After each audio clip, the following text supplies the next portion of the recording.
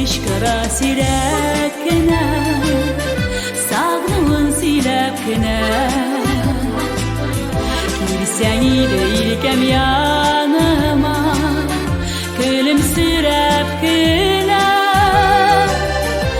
Özledim dağırım seni, yıllar boya dilmerim.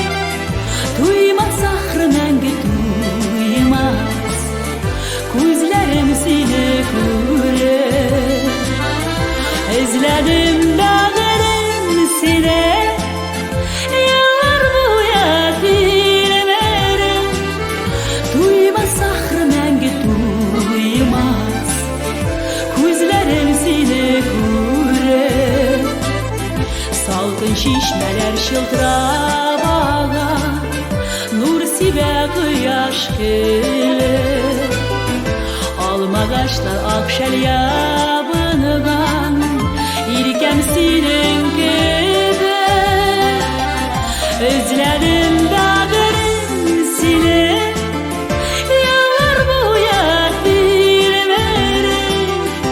Duymaz sahrı menge duymaz, gözlerim seni görer.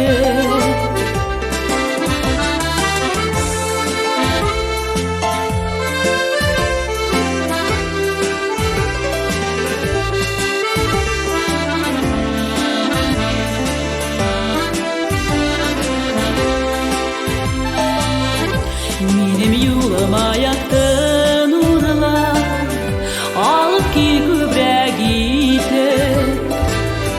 Al soğulları zevirimin, sina büle gider. Özledim dağırım seni, yıllar boya dilmerim. Duymaz sahrı menge duymaz, gözlerim seni görer.